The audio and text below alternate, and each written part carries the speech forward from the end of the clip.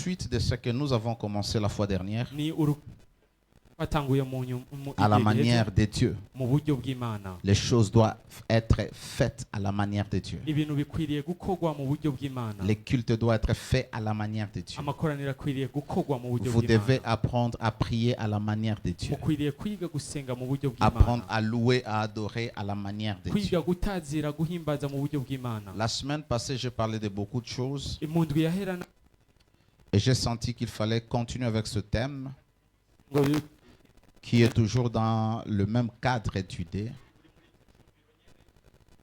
Alléluia. Notre thème, comme vous l'avez vu sur nos affiches, le sacrifice vivant ou un sacrifice vivant. Nous avons parlé des sacrificateurs. Nous avons parlé des types de sacrifices qu'ils donnent ou des offrandes qu'ils donnent.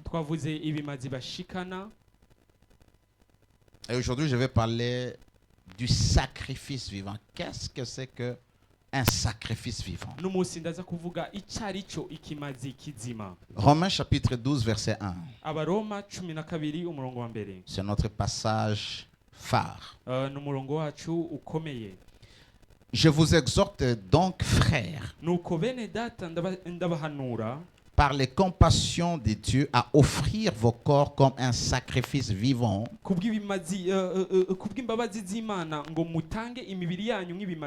saint, agréable à Dieu, ce qui sera de votre part un culte raisonnable. Je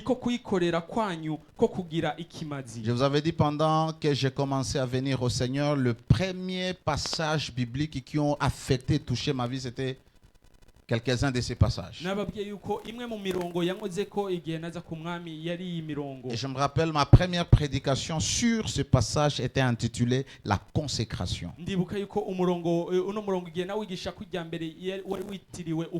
L'apôtre Paul est en train d'exhorter les chrétiens qui étaient à Rome, ou les croyants, les juifs qui étaient à Rome. Il les demande de s'offrir ou d'offrir leur corps comme un sacrifice vivant. Il faut souligner vivant. Non seulement le sacrifice doit être vivant ou le sacrifice vivant, mais le sacrifice doit être saint.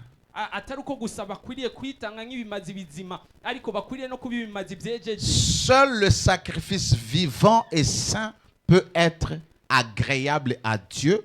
Par conséquent, ce sacrifice sera un culte.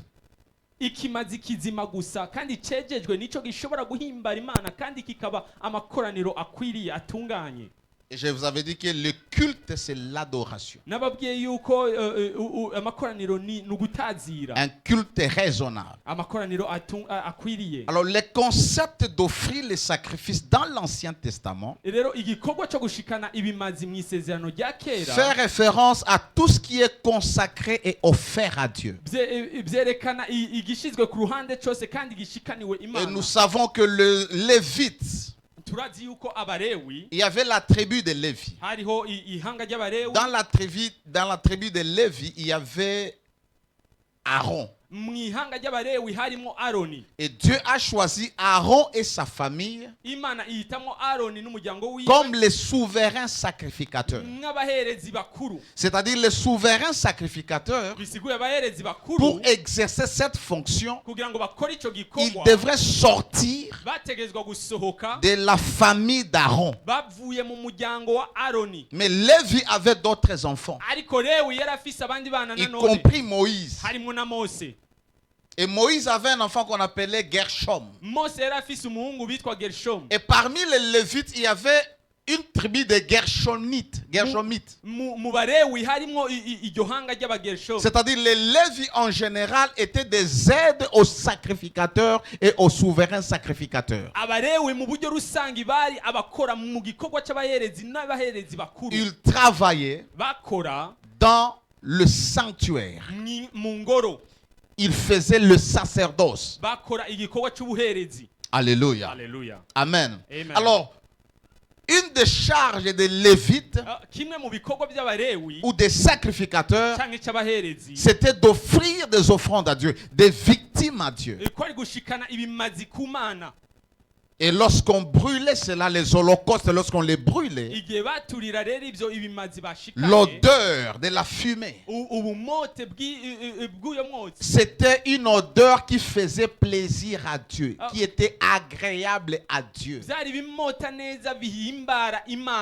Alors comprenez que Dieu a choisi Israël parmi toutes les nations pour être sa nation et faire connaître son nom.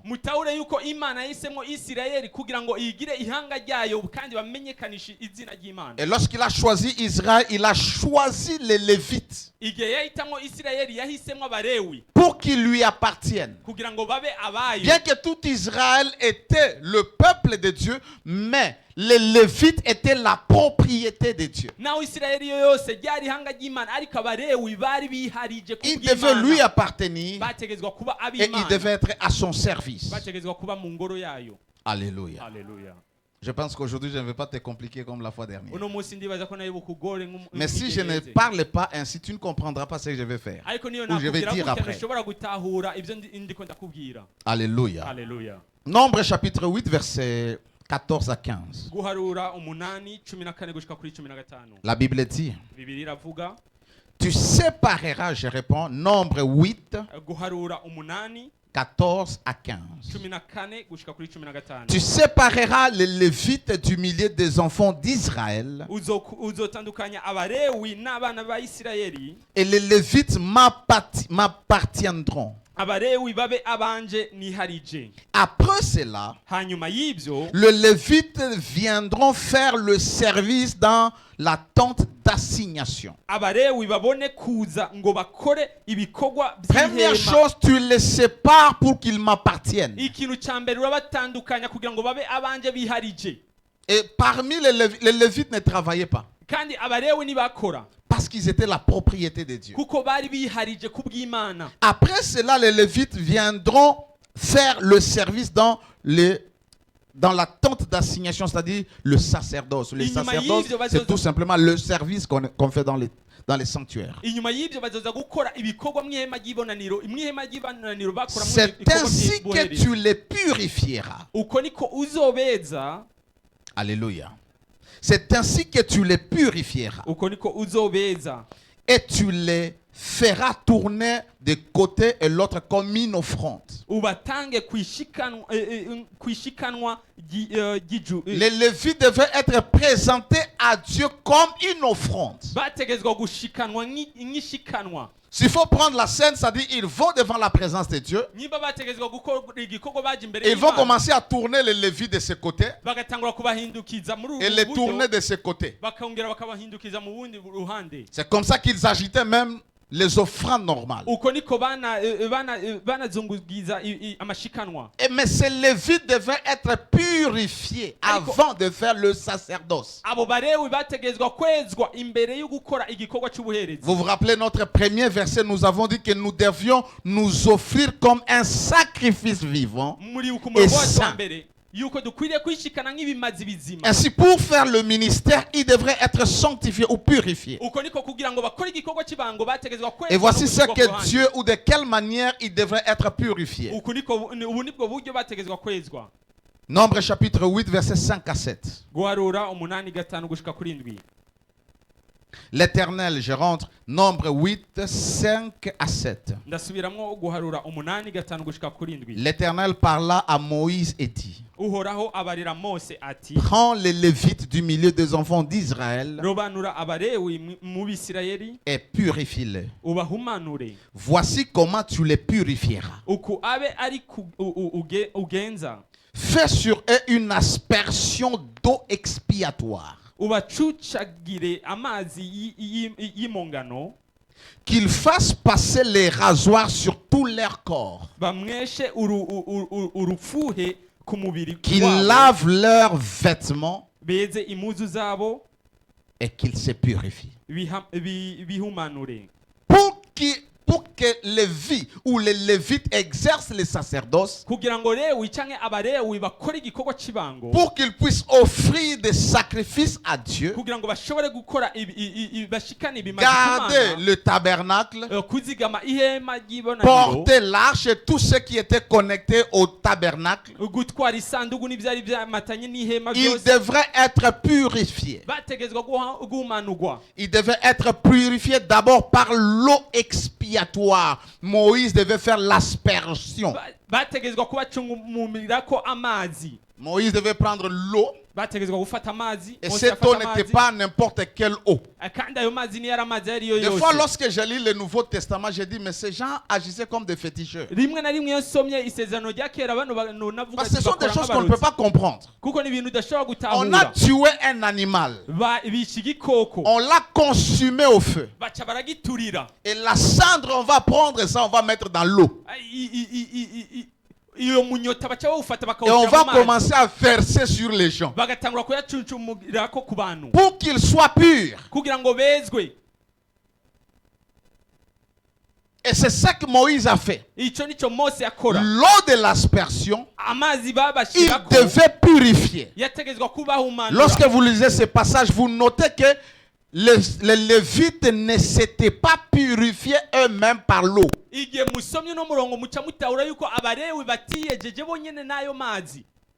Autre chose, maintenant eux-mêmes, ils devaient faire passer les rasoirs sur tout leur corps, c'est-à-dire partout où il y avait des poils, il fallait enlever. Les cheveux, la barbe, les poils pubiens, tous les poils dans le corps, il fallait se raser. Quand vous lisez la Bible, vous devez être dans la scène. Il y a des gens qui sont velus ou qui sont poilus. Tout leur corps. Ils vont commencer à raser dans l'air, mais dans le dos partout. Ce n'est pas facile. Il y a des gens, lorsqu'ils rasent même la barbe, ils sont très mal. Ils vont commencer à se gratter. Et imaginez quelqu'un se raser tous les corps. Autre chose, ils devaient laver leurs vêtements.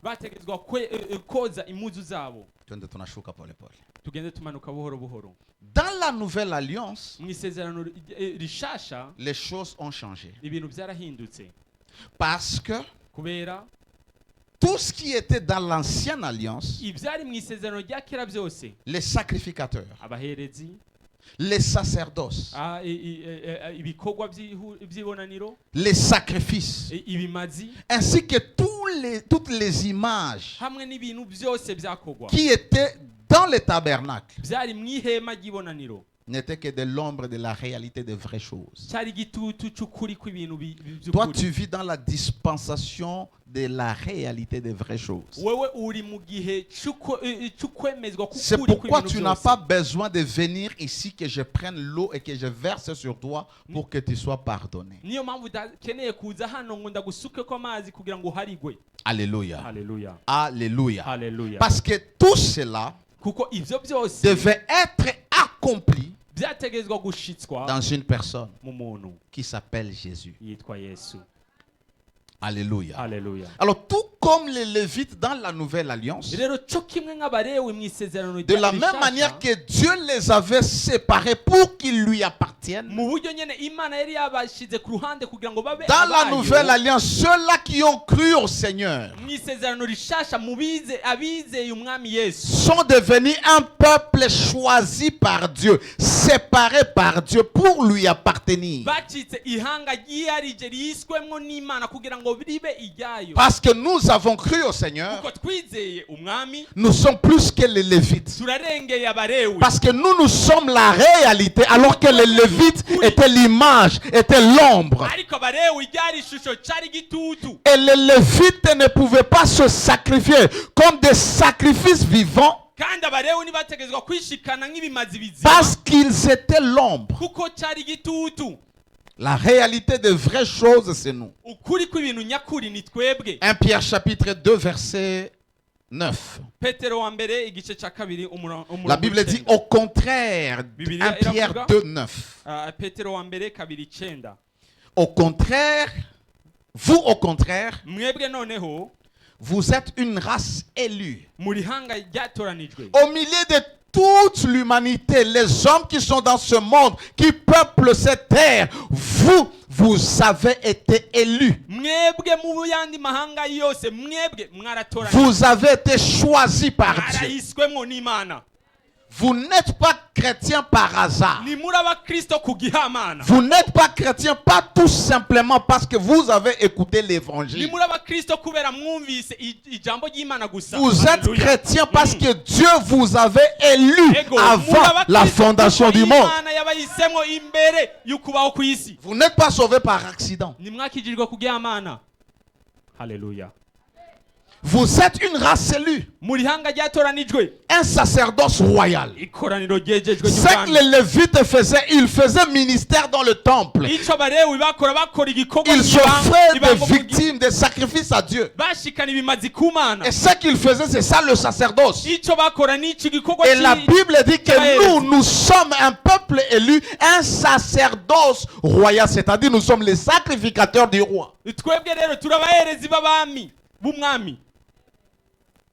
Lorsque vous lisez le verset 5, il dit, vous êtes un royaume des sacrificateurs. Une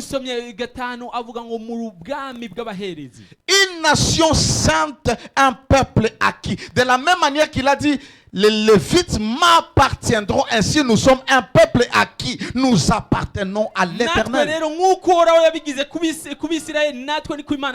Afin que vous annonciez les vertus de celui qui vous a appelé des ténèbres à son admirable lumière. Annoncer les vertus, c'est faire le sacerdoce. Et nous n'offrons plus les victimes naturelles. Nous n'amenons plus les bœufs, les béliers, les boucs, les moutons, les agneaux. Nous offrons les victimes spirituelles. Et les victimes spirituelles, la Bible appelle ça le fruit de nos lèvres. Qui sont la louange, qui reconnaît le nom de Dieu et qui confesse son nom. Alors si tu es un louangeur, tu loues le Seigneur, tu exprimes la reconnaissance à Dieu, tu adores, la Bible dit que tu es en train d'offrir des victimes spirituelles. Pourquoi? Parce que les victimes de l'ancienne alliance étaient l'ombre de véritables victimes.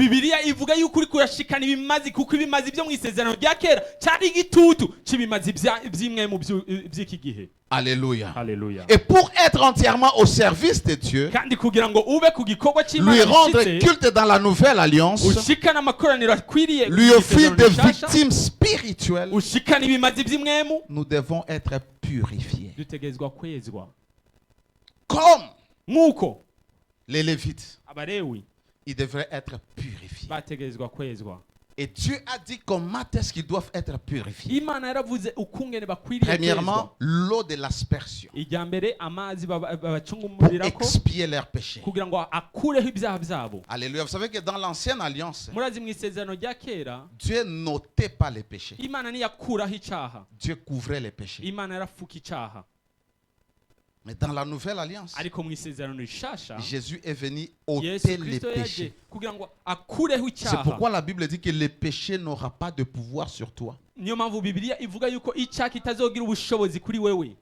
Alors, qu'est-ce que l'aspersion de l'eau expiatoire signifie maintenant dans la nouvelle alliance? Parce que tu es le lévite de la nouvelle alliance, ou le lévite spirituel, si je vais le dire. Parce que dans ce sacerdoce, il est spirituel, les ministres sont spirituels, les sacrifices sont spirituels. Rappelez-vous, j'avais signifié ça que c'est Moïse qui le faisait. Les Lévites ne faisaient pas l'aspersion sur eux-mêmes. Alors l'eau de l'aspersion était le symbole de la purification que seul Jésus peut faire par son sacrifice. Et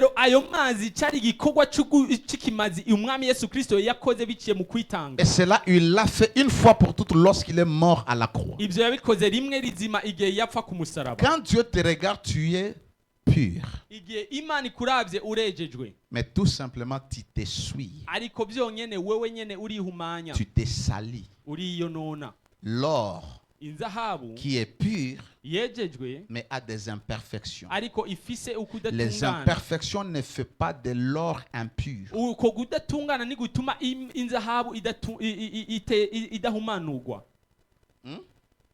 Les imperfections qui sont dans l'or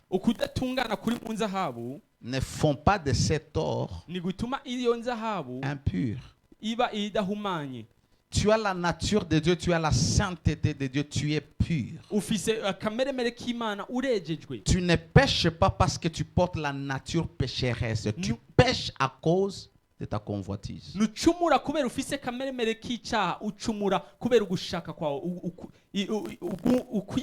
ne pêches pas parce que tu portes la nature adamique. Tu pêches à cause de tes propres convoitises. Porter une chemise blanche comme mon fils ici, et puis s'il prend un peu de, je ne sais pas, la soupe tombe, ça ne fait pas que cette chemise devienne noire ou orange.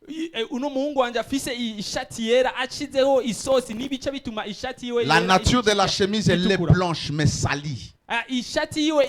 Souillée. Et tout ce que la chemise a besoin, c'est d'être lavé. Jésus t'a purifié une fois pour toutes.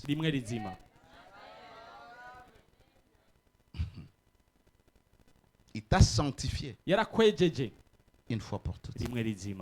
Tout ce que tu fais là, tu as péché, tu demandes pardon. Tu es tout simplement en train de rétablir la paix que toi tu penses briser. Parce que quand tu pêches, tu n'es pas déconnecté de Dieu.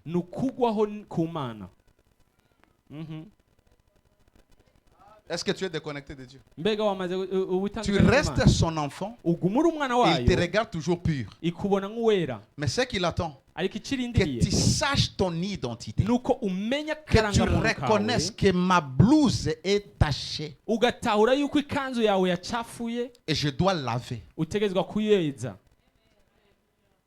Sio kama tuko tunaelewa. Leo naenda pole pole juu kila mtu asikie. Leo sitaki upige fujo. Leo nipe masikio tu. Hébreux 9. Abaheburayo 9 13 à 14. Hébreux 9 13 à 14. Car si le sang des taureaux et des boucs et la cendre d'une vache, je vous ai dit qu'on prenait la cendre, on mettait dans l'eau. Et on aspergeait le sang. Parce que quand quelqu'un pêchait, l'animal que la personne amenait, on l'égorgeait, on prenait une partie du sang. Les sacrificateurs devaient aller une fois l'année. Les Lévites pouvaient travailler dans les parvis comme ils voulaient. Et les sacrificateurs entraient dans les lieux saints. Et dans les lieux saints. Une seule personne, les souverains sacrificateurs, qui avaient droit d'entrer dans les lieux saints et dans les lieux très saints. Et quand il allait là-bas, il ne devait pas aller seul. Il devait d'abord offrir pour lui-même, pour ses péchés, son sacrifice et aussi les sacrifices du peuple. Alors il devait avancer dans la présence, là où il y avait l'arche, et commencer à asperger le sang sur l'arche pour demander pardon pour le peuple. Ça se faisait une fois l'année. Alors ici, l'auteur est en train de nous dire, si les sangs qu'on sacrifiait dans l'ancienne alliance, les sangs de boucs et de taureaux et de boucs et la cendre d'une vache, répandus sur ceux qui sont souillés, sanctifier et procurer la pureté de la chair. Le lavage doit apporter la pureté de la chair. Alors il nous fait comprendre au verset 14 combien plus le sang de Christ, qui par un esprit éternel s'est offert lui-même sans tâche à Dieu, purifiera-t-il votre conscience des œuvres mortes, afin que vous serviez le Dieu vivant. Le sang de Jésus nous a purifiés du péché. Non seulement il nous a purifiés du péché, le péché qui nous séparait de Dieu, le sang de Jésus a purifié notre conscience, c'est-à-dire la conscience du péché. Pourquoi les gens sont éduqués de telle manière où vous péchez aujourd'hui, vous demandez pardon à Dieu, vous revenez après-demain, vous demandez encore pardon pour le même péché. C'est-à-dire, votre conscience n'est pas encore lavée.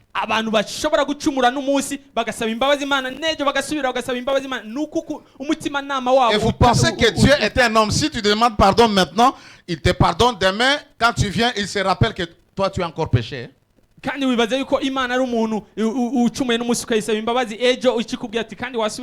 Lorsque tu as demandé pardon sincèrement à Dieu,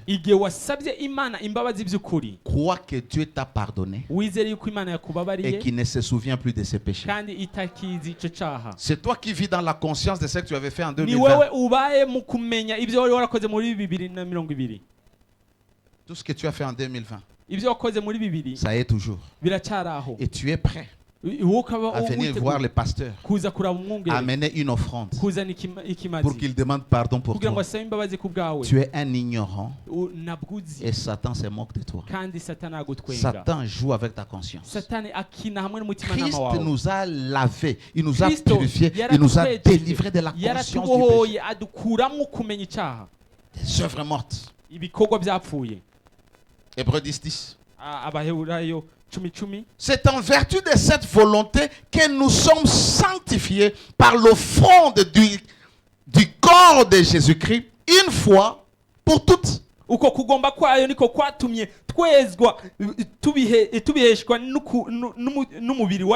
s'est offert une fois. Jésus n'est jamais rentré à la croix deux fois. Et il a traité avec le problème du péché une fois.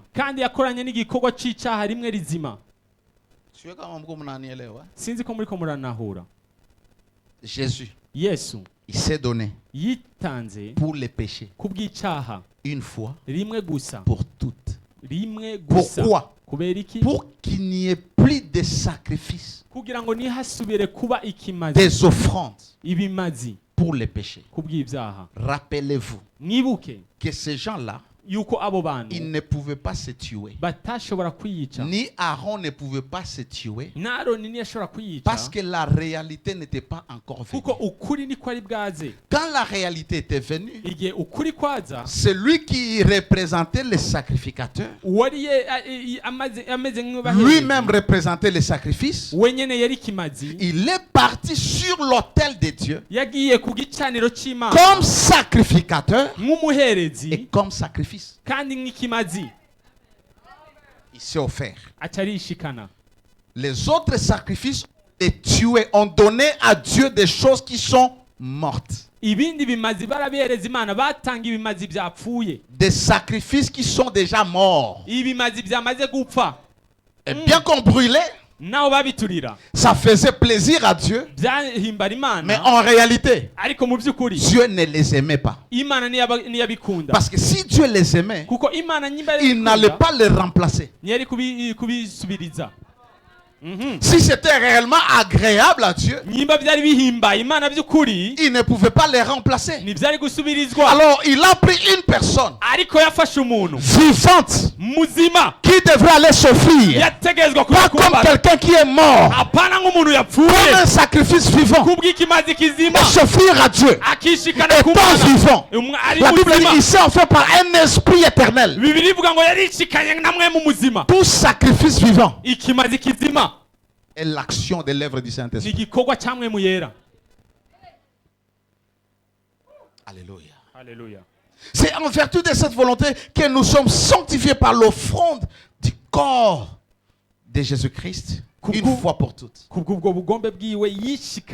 tant que sacrificateur, en tant que lévite, dans la nouvelle alliance, Jésus, parce que Moïse devait le sacrifier, devait le sanctifier. Jésus t'a déjà purifié.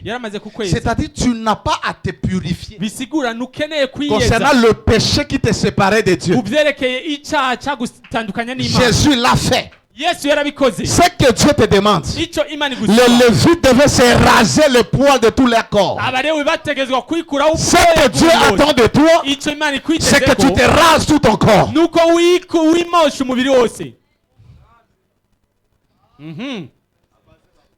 C'était l'ombre. C'est-à-dire le rasage dans la nouvelle alliance est spirituel. C'est-à-dire tu te rases spirituellement. Et quand on rasait, ça faisait mal. Ça faisait mal. Et des fois, le sang sortait. Pour la purification. Ils doivent être purifiés. D'abord par l'eau. Sans problème. C'est pourquoi quand Jésus t'a lavé, t'a purifié, tu n'as pas senti mal. Mais le rasage, tu vas souffrir. Ça s'appelle la mortification de la chair. La crucifixion de la chair. La douleur à abandonner les œuvres de la chair. C'est bon de crier, nous sommes un royaume de sacrificateurs. Un peuple élu, alléluia. Mais tout sacrificateur, pour être au service, il doit être purifié. La mort de Jésus t'a purifié. C'était le baptême de la régénération. Tu as été lavé, sanctifié par l'offrande de Jésus. Maintenant, ce n'est plus à Jésus de te mortifier. Tu prends le bic rasoir. Tu enlèves les cheveux. Tu enlèves tout. Toi-même, les Lévites se feront passer les rasoirs. La crucifixion de la chair. La crucifixion des désirs de la chair. La convoitise.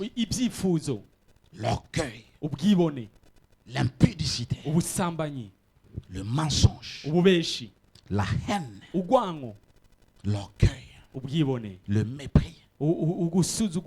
Ce sont ces choses-là que Dieu attend que nous puissions nous raser. Et ça fait mal. Et ça fait mal. Parce que les gens qui sont comme ça, maintenant là, ils étaient en train de crier, ils étaient excités. Quand j'entre là, ils commencent à me haïr. Les pasteurs parlent de moi. Pourquoi? La chair n'aime pas être touchée, ça fait mal. Parce que la crucifixion de la chair nous amène à développer le caractère de Christ. Lorsque nous sommes crucifiés, nous crucifions les désirs de la chair, la convoitise de la chair. Nous commençons à prendre la nature de Jésus. Jésus était un sacrifice vivant. Et Dieu, dans la nouvelle alliance, il nous demande de faire exactement ce que Jésus avait fait. Il a crucifié sa chair. Nous devons crucifier notre chair. Et l'apôtre Paul a dit, j'ai crucifié ma chair. Je la traite dur pour ne pas céder à ce convoitises. Est-ce que nous allons aller sur un hôtel, nous tuer un maître du feu? Rappelez-vous que pour nous c'est spirituel. Alléluia. Le lavage de vêtements.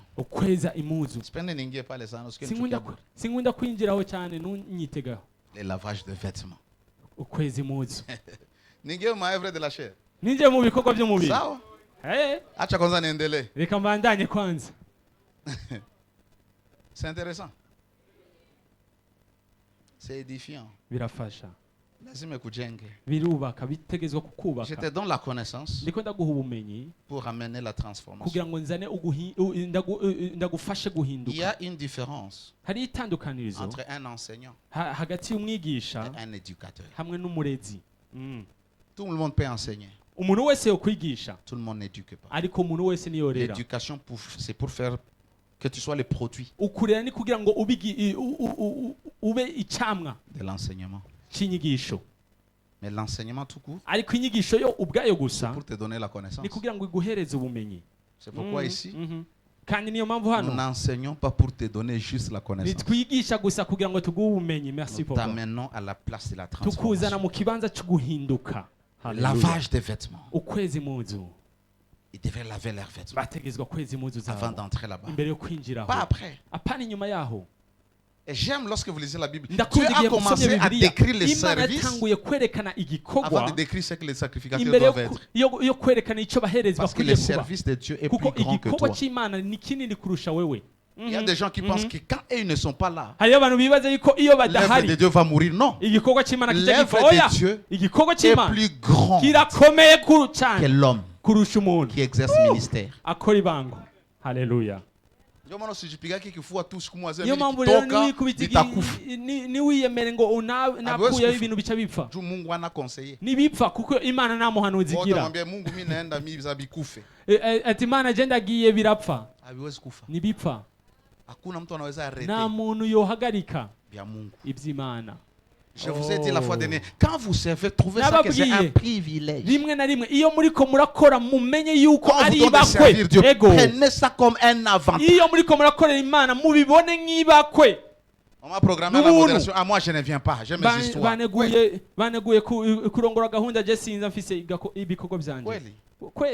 C'est un avantage. Alléluia. Si on te dit même à l'église, donne pour acheter ça.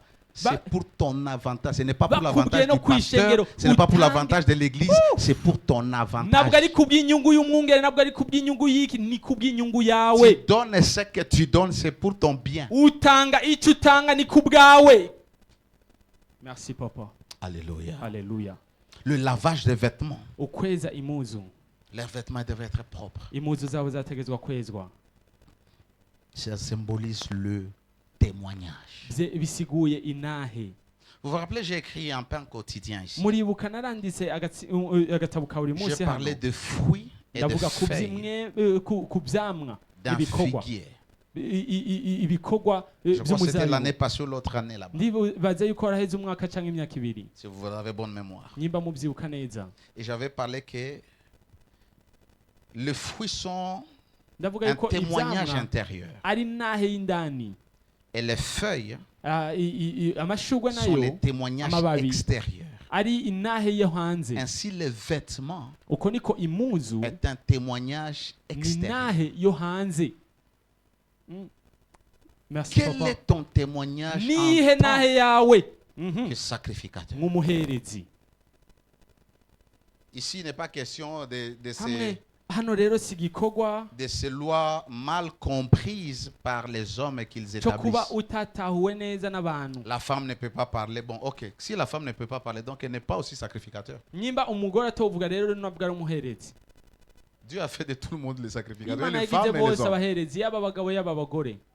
Mais ton habit, c'est ce que les gens voient. Ton habit, c'est ce qui détermine qui tu es. Ça définit ta personnalité. Ici, je peux vivre dans la confusion. Parce que je regarde chaque personne. Il suffit que je te rencontre dans un coin le mardi.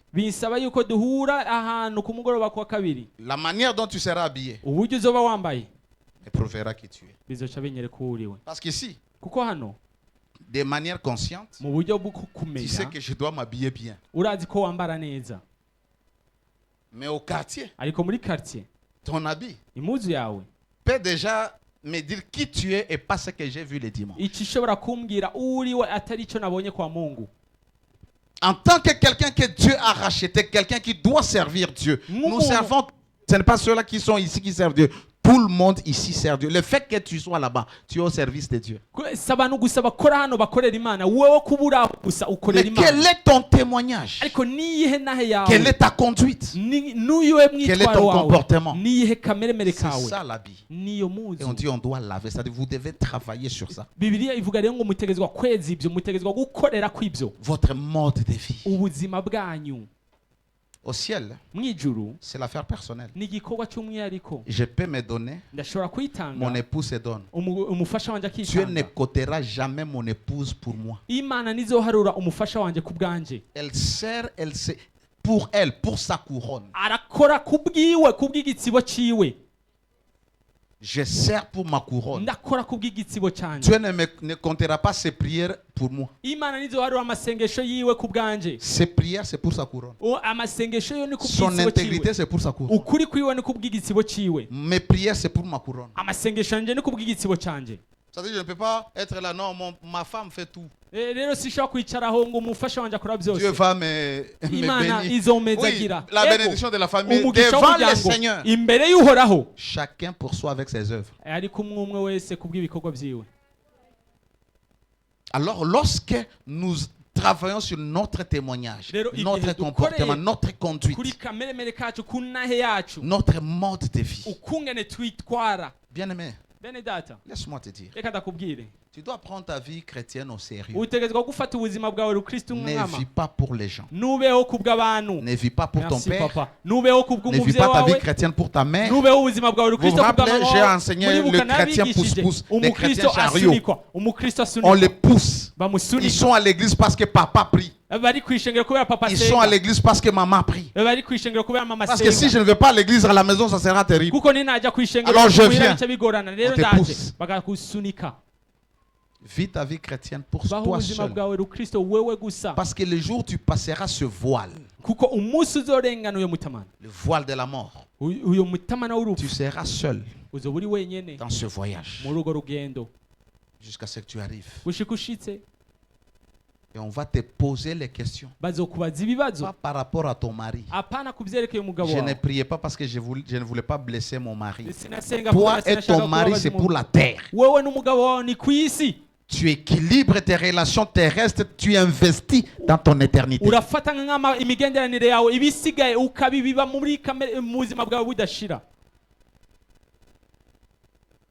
Moi, ma femme n'aime pas que j'aille à la prière. Quand tu passeras les voiles, tu comprendras que Dieu n'impose, Dieu ne prend jamais la décision de quelqu'un. Ou Dieu ne prend pas la décision à la place de quelqu'un. Chrétienne au sérieux. Arrête de venir à l'église comme dans un club. Nous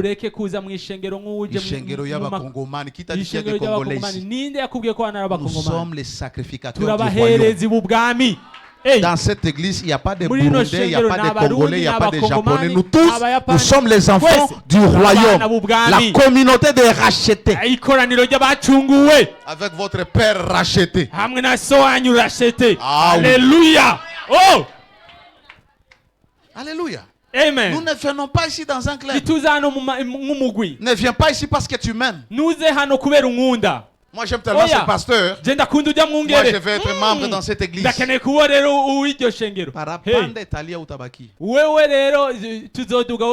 Nous venons ici pour Jésus. Alléluia. Nous venons ici pour nous préparer à aller au ciel. C'est pourquoi nous n'avons pas besoin de manipuler les gens, de donner les fausses prophéties, de te faire peur que je vois. C'est comme s'il y a un accident, il faut donner une offrande. Quel est cet accident qui va être libéré, délivré parce que tu donnes une offrande? S'il y a l'accident, le pasteur doit dire au nom de Jésus, I cancel it. Je l'annule au nom de Jésus. C'est pourquoi quand il faut la parole n'est pas seulement le lait, c'est une épée. Et lorsque l'épée est là, elle perce, elle fait saigner. C'est pourquoi nous n'avons pas besoin de corrompre la parole, d'embellir la parole pour garder les gens. Dans cette église, on ne garde pas les gens. Pourquoi on ne garde pas les gens? Kubera iki tutagumya abantu? Parce qu'il y a tout pancarte. Kubera nidushiraho pancarte. Mtu mwana anambia mimi nataenda. Umuntu umwe arambwira ati ndakene kugenda. Tugende neza. Ndio siku lukuyaka siku kuitaka. Kumusi waza sinaguhamagaye. Siku nasikia kama mission yako inaisha. Umusi umisi igikorwa cyawe geze. Bye. Twe turaha. Haleluya. Mimi natatoka mu kanisa. Je ndavuye mu ishengero. Saul kuyako tombia kama unataka kuya mu kanisa. Igihuje waraduteguje ati ndaje. Il faut jouer comme il affaire ni ya mtu. C'est pourquoi je vous dis quand vous venez ici, ne créez pas des amis, ne venez pas vous faire des amis ici. Il y a des gens mauvais, il y a des sorciers. Beaucoup de gens ne sont pas délivrés. Ne sont pas encore sauvés. Ou frère ndio rafiki yako, usher ndio rafiki yako wewe. Hapa kila mtu anakuja kuvyake. Hano umuntu wese aza kubwiwe. Merci papa. Tusalimiane, tuchangie soda, tuongee. Turamukanye dusangira ifana. Usiwe wa rafiki. Ariko nituba bagenzi. Parce que kuko quand Dieu t'amène ici, c'est avec un objectif. Il y a des choses qu'il veut atteindre dans ta vie. Par rapport à ta transformation, par rapport à ta marche vers le ciel. Mais tu t'attaches à quelqu'un qui commence à te dérouter. Quand vous êtes là, vous voyez comment est-ce que le pasteur a prêché aujourd'hui. Il a commencé bien. Mais à un moment, il a abîmé tout. Des gens comme ça, ils sont nuisibles. Fuis-les. Fuis-les. Parce que Dieu est sur son trône. Il écoute. Quand Aaron et Mariam ou Myriam sont en train de parler contre leur petit frère Moïse. Moïse n'était pas là. Mais son Dieu écoutait. Il les a frappés. Dans cette église, manifeste les valeurs du royaume. Manifeste l'amour pour tout le monde. Moscou na pire wako. Parce que le pire va te trahir un jour. Tu me donneras raison. Un jour tu me diras. La conduite, votre mode de vie. Votre mode de vie, c'est que les gens voient. C'est ça les valeurs du royaume. Le caractère, c'est ce que Dieu regarde. Les hommes regardent les valeurs. L'intégrité, la droiture, la justice, la loyauté. La loyauté est rare. Uyu. My father, my daddy. My daddy, my daddy. Petit. Mr. Mbiaki na maneno. Time will tell. Unanita my father. Wait and see. Reka turindire turabe. 10 ans après. Turindire mu myaka 10 nyuma. Tunanita my father. Nyimbuzo bukimamagara data. 20 ans après. Ndarindira imyaka 20 nyuma. Kama tendela kunita my father. Nyimbuzo bandanye nyita muvyeyi. Umwanya. Mama Rebecca. Baba yangu huyu. Papa wanje uyu. Na kuangalia. Chanda kuraba. Sasa utaenda Amerika. Umunsi uzogenda Amerika. Nitajua. Niho nzomenya. Kama uko fio wangu. Nyimbura umukobwa wanje. Jukuko mwenye ana shua. Kuko ari umuntu adafise guhitamo. Niko kanisani. Ni kubera raha. Uko pastor wake. Ukacuba umwungere wiwe. Uko baba wake. Ukacuba umuvyeyi wiwe. Toka tu pale. Avuye aho gusa. Anaenda tu hapa Rwanda. Akageja mu Rwanda gusa. Utasikia poste zake. Uchuraba poste ziwe. Siko andika ku Facebook. Ari karandika. Zile makanisa tulikuwa gako. Ari amashengero twarimwo. Hivi ndio makanisa sasa. Ubu rero niho shengero. Ne sois pas émotif. Nube umuntu w'umunyamubiri w'ibigumbagumba. N'umuntu agenda n'ibigumbagumba. Ba umunyemwe mu bumuntu akomeye afise ubwitonzi. Ndio maana ife kusema kila kitu. Niyo mpamvu bidakwiriye kuvuga ikintu cyose.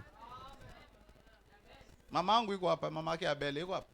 Mama Abel ari hano. Akukuya? Ni yaje. Ujuaze tu, mimi niko na mtoto anaitwa Abel. Je simfise umwana. Siko nampiga yule mama marto. Sindi kwenda mukubita marto. Frère marto. Marto yukuri. Anasirika. Arababara. Shanaenda. Achagenda. Na ijina mtoto tunaitoa. Tini izina ry'uyu mwana turayikuyeho. Haki ya kuipanaka kweli. Wewe ni wewe itanze by'ukuri. Niko nakusaidia kuelewa tu. Ndiko ndagufasha gusa. Batu kuko abantu bamingi biko fake. Benshi isabukuri. Ndio maana usiaminie mtu. Niyo mpamvu niwemera umuntu. tukue sawa tufanye business pamoja lakini I trust tugendane tube neza ariko ukwemera inajijenga na muda. Ukwemera umuntu kubakwa inyuma y'umwanya. N'est-ce pas papa? Beaucoup de gens que vous avez mis confiance, ils vous ont trahi. Abantu benshi mwemeye barabahemukiye. Tufanye biashara pamoja na mwamini. Ukora ibidandazwa hamwe ukamwemera akanya gato yakabura gukwefye. La loyauté, ubwizigirwa, l'intégrité, ukuri, les valeurs, akarangamutima, la fidélité. Sois quelqu'un de constant. Ba umuntu ashikamye. Hapana kwa uko leo uko hivi kesho. Pana umuntu ari aho ejo. Si les gens te connaissent comme frère, laisse qu'ils te connaissent comme frère. Nyimba abantu bakuzi nka mwene data reka bakumenye nka mwene data. Tu sais combien de gens sont en train d'attendre parce que news yako. Uraza abantu bangahe biteze kumva amakuru yawe. Ule pasteur Marayo walimkamata. Ujya mwungera ubu rero bamufashe. Tuko na ule pasteur no kulupe. Dufise ujya mwungere wanyu turamusuzuma. Tuko na mchunga tu. Turamurindiriye gato gusa. Mchunge sana. Murindire cyane. Bwana ni mchungaji wangu. Umwungere wanje nuhoraho. Et je suis entre ses mains. Kandi ni mu biganza byiwe. Il me préserve de toute chute. Andinda ukugwa kose. Alléluia. Alléluia. Value. Akarangamutima. Sois quelqu'un qui a de la valeur. Ba umuntu afise akarangamutima. Sois un chrétien qui a de la valeur. Ba umukristo afise akarangamutima. Lave-toi. Wiyeze. Regarde les impuretés. Urabe ugumana kose. Les mauvais témoignages. Travaille sur ça. Ubikorereko. Lave ta robe. Wezi muzu yawe. Lave tes vêtements. Umanura imuzu zawe. Alléluia. Le sacrifice vivant n'est pas n'importe quel sacrifice. Ikimazi kizima nabwo ari kimazi cyarico cyose. Peu importe ce qu'il faisait. Atacho bitwaye ibyo bakora. Dieu cherchait ce qui était meilleur. Imana higa ikiza kurusha. Et comme je dis, ce qui était meilleur, nkuko nabivuze icyari kiza kurusha. Ce sont les êtres humains. Yara abantu. Dieu n'avait pas besoin de boucs. Imana ni yari ikeneye imene. Dieu avait Imana yari ikeneye des hommes. Ya abantu. Et il a pris un homme. Ikifata umuntu. Il a montré l'exemple. Yerekana karorero. Étant vivant. Il s'est sacrifié et il est mort. Tu es déjà mort avec lui et tu vis maintenant en lui. Maintenant il veut que tu t'offres toi-même comme un sacrifice vivant. Le désir du Père s'était réalisé en Jésus. Et Jésus s'est offert. Parce que c'est le sacrifice que Dieu voulait chercher. Hébreux, chapitre 10, verset 4 à 7. Hébreux 10, 4 à 7. Car il est impossible que le sang des taureaux et des boucs ôtent le péché. Imaginez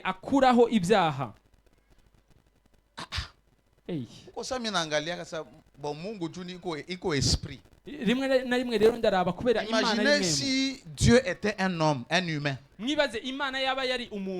Chaque année, on devrait aller avec le sang. twagategerejwe kugenda n'amaraso na kutupatupa damu mule tukamejagira amaraso aho inaozea mule make miaka yote mnakuwa harufu moja nyezi juu bisigura buri mwaka hoba habaye akamoto sinzi le sang là notait pas les péchés, ça couvrait les péchés. Kandi ayo maraso ni yakuraho icyaha yarafuka gusa icyaha. C'est pourquoi on dit que ce sang ne pouvait pas ôter les péchés. Niyo mpamvu bavuga yuko ayo maraso atakuraho icyaha. Mais le sang de Jésus a ôté les péchés. Ariko amaraso y'umwami Yesu Kristo yakuraho. Verset 5 dit, c'est pourquoi Christ entrant dans le monde dit, tu n'as voulu ni sacrifice ni offrande, mais tu m'as formé un corps. Dieu avait besoin de sacrifices. Il avait besoin de boucs. Mais ce n'était pas ce qu'il désirait. Et parce qu'en cette dispensation, Dieu ne voulait plus les boucs. Il voulait un homme. Il lui a formé un corps. Je dois être l'offrande, mais pas dans un bouc. Entrons dans le monde quand il est venu par la voie de la naissance. Dieu lui a formé un corps. Tu n'as voulu ni sacrifice ni offrande. Comme donner les Lévites. Mais tu m'as formé un corps. Tu n'as agréé ni holocauste, tout ce qu'il brûlait là-bas. Dieu n'aimait pas. Même si ça avait une bonne odeur. Il y a des moments où tu passes quelque part, on grille la viande. Alors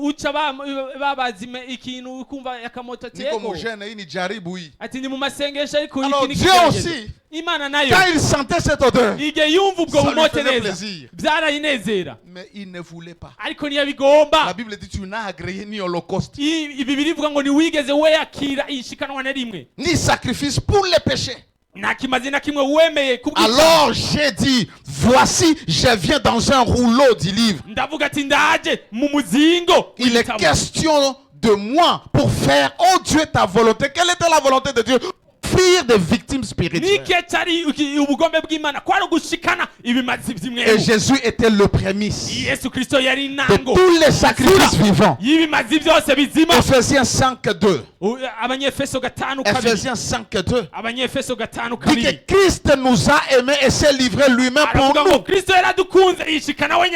comme une offrande et un sacrifice de bonne odeur.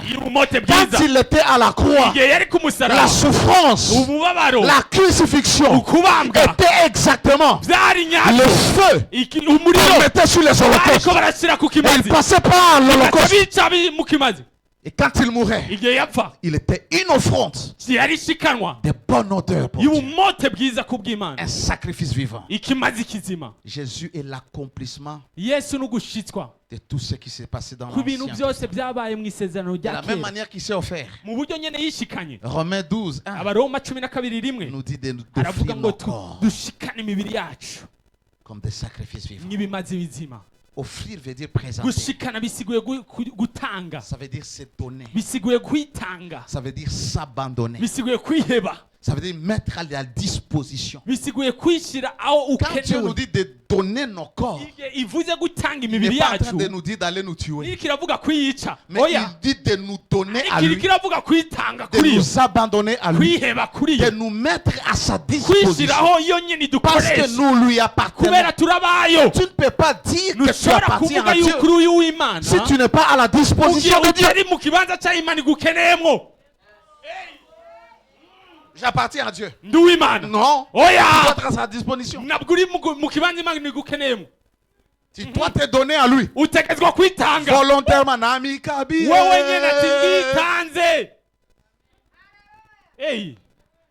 Parce que les sacrifices morts ne s'offrent pas, on les offre. Les sacrifices morts ne s'offrent pas. Les sacrifices vivants s'offrent. Il a offert vos corps. Est-ce qu'il est en train de parler de ce corps? Non. Il parle de ta vie. Il parle de tout ton être. Il parle de tes pensées, de tes actes, de tes décisions. Tu les donnes à Dieu. Offrez-vous vous-même. Alléluia. Vos paroles, vos pensées. Présentez à Dieu votre vie. Abandonnez-lui votre vie. Vous savez pourquoi vous échouez trop? Vous veillez sur vous-même. Vous prenez soin de votre vie trop.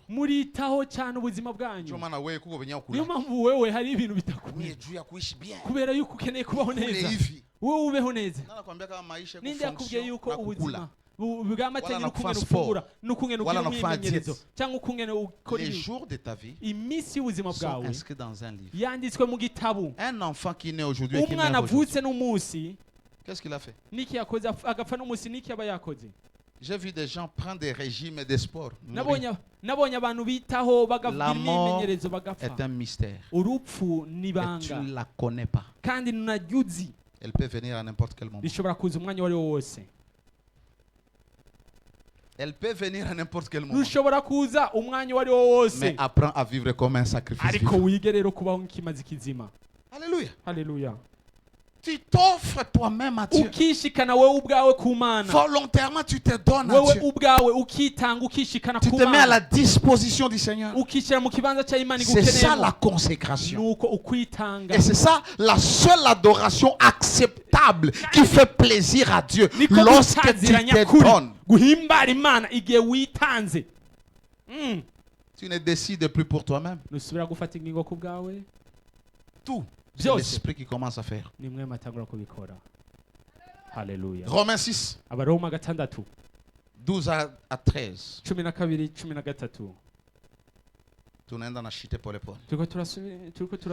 le péché ne règne point dans votre corps corporel. Un corps qui doit être offert. Le péché ne doit pas régner.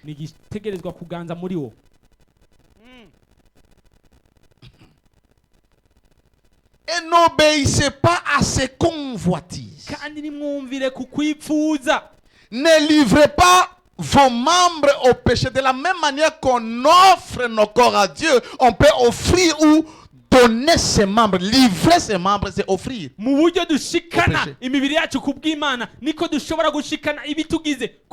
Comme les instruments d'iniquité, c'est-à-dire ici le péché est personnifié. On peut se donner au péché et le péché vous utilise comme un instrument. Tout comme on peut se donner à Dieu et Dieu vous utilise comme son instrument. Et nous aimons dire je suis l'instrument du Seigneur. Mais donnez-vous vous-même. N'attendez pas que Dieu vous mette sur l'autel.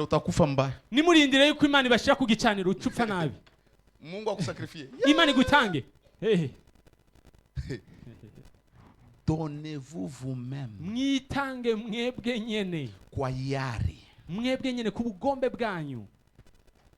Et j'aime Dieu. Lorsqu'il dit ça, il ne t'impose rien. Mungu iko smart. Dieu ne te forcera jamais. Aide cette personne. Tu veux ou tu ne veux pas. Il ne va pas te faire manquer le sommeil. Prie. Tu ne pries pas. Il ne va pas te prendre par force et te mettre à genoux. Il te laisse parce que tu as le libre choix. S'offrir est une affaire intentionnelle. Offrez-vous vous-même à Dieu comme les sacrifices. Comme étant vivant.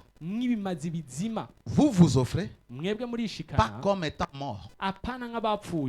Comme étant vivant.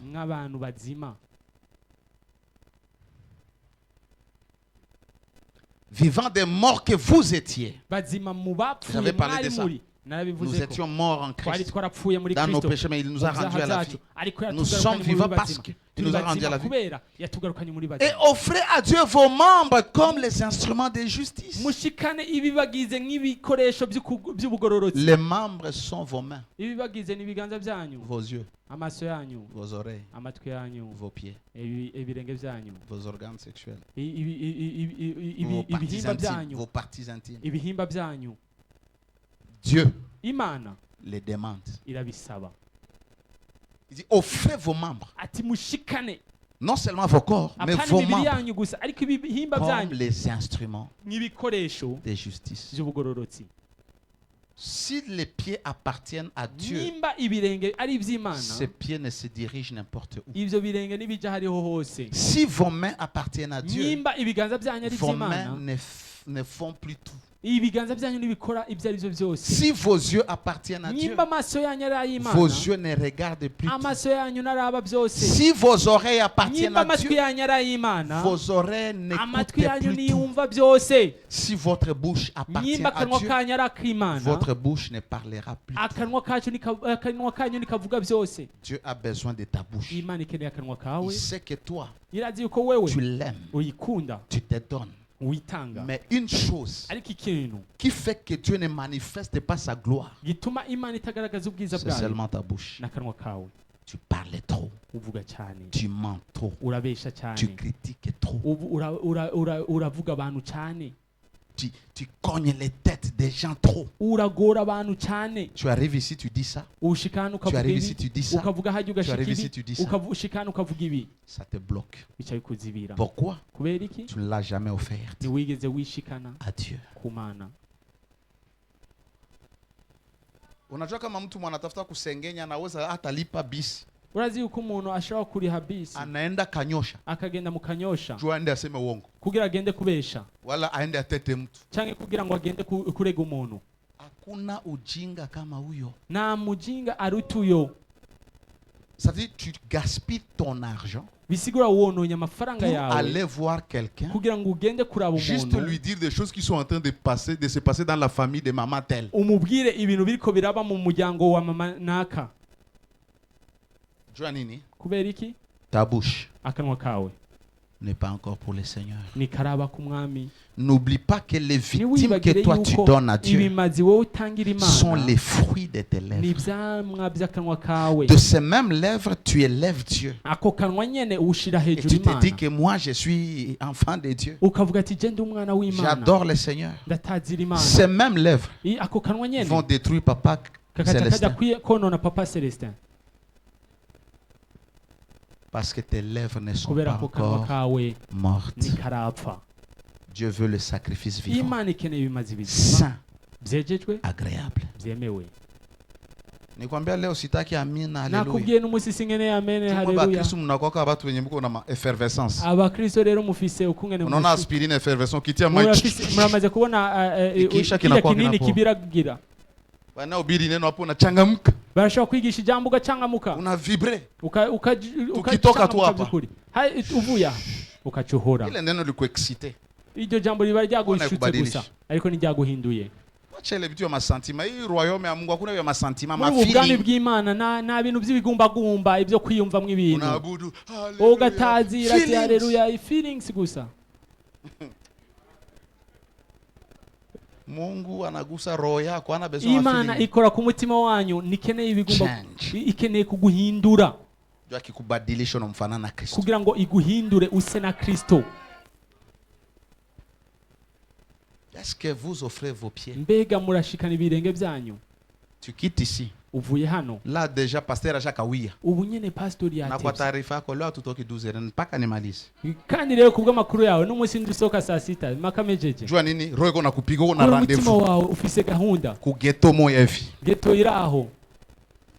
Migulu yako inakubeba wewe peke. Amaguru yawe akachagutwara. Wewe kwigeto. Parce que tes pieds ne sont pas un sacrifice. Tu ne les as jamais offerts à Dieu. Hapa ndio mahubiri vile vyote vilikuwa ni teori. Rero niyo nyigisho bijya byose yari teori. Hapa ndio Mungu anaanza kututengeneza. Rero Imana itanguye kudutegura. Masikio yako, amatwi yawe. Unako kwa batu hawezi jisikia leze kama yapata good news. Hariyo umuntu adashobora kwicara ngo atekane atarumva makuru mashasha. Atauza na mainite. Aranagura na mainite. Mama Fifi. Habari yenu kula. Amakuru yanyu hari. Muko bien. Mumeze neza. Papa shakula. Papa yafunguye. Papa manaye bwana. Papa rero imisi. Alifanya nini tena? Yakoze iki kandi?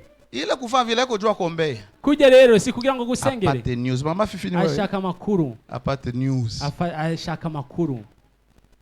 Unayoko batu vile? C'est pourquoi quand quelqu'un t'appelle, niyo mpamvu igihe umuntu aguhamagaye, kwa na discernement ya kujua huyu mtu uko na lengo gani wakati tuko tunaongea. Ugire ugusarangangura kugira ngo umenye nika keneye igihe tuko turaganira. Batu ko banadanganyaka. Tu un jour je venais de la prière avec mon épouse. Abantu barabesha cyane. Umunsi umwe nari mvuye ku masengesho. Tuariko turatambuka. Toka mbongo lake tuko nakuya buiza. Twiviriye ku masengesho tugiye. Kuna Joanna na mimi naza nilikuwa na beba Clinovic. Twari umwe yarafise Joanna nanje nari mfise Clinovic. Sawa na mimi sikutembea na mgulu. Rero wewe wibaza yuko jatabwo nagiye n'amaguru. Nilikuwa natoka mbali. Kandi nava kure. Alléluia. Alléluia. Et quelqu'un nous a vu. Umuntu aratubona. Akawa anapita na gari. Yari kararengana n'imodoka. Akaita petite sœur yake. Acahamagara muto wiwe. Naona beau-frère. Ati ndabonye beau-frère wanyu. Na mwanamke. Hamwe n'umugore. Niko na bibi yangu. Ndi kumwe n'umugore wanje. Lakini anapana habari kama ananiona na mwanamke. Acatanga makuru yuko abonye ndi kumwe n'umukobwa. Pourquoi tu aimes parler trop? Kubera ko ukunda kuvuga cyane. Pourquoi tu aimes écouter trop? Kubera ko ukunda kumviriza cyane. C'est pourquoi quand tu viens même au bureau, usikwe bavard. Niambie problème yako, mimi niko na shida hii okay. Namsikiliza Mungu, kama nikukombea kama fanya ufungulivu na vuga ikibazo cyawe hama ndagusengere byoroshe. Beaucoup de gens les conflits ici. Pourquoi la bouche? Ibibazo byabo kubera iki kubera kanwa. Naka yaravuze. Masikio yako yanasikia. Amatwi yawe yumva iki? macho yako yanaona nini? Amaso yawe abona iki? Kuko mwingine anakio kanisa hapa 13 na nakio kanisa.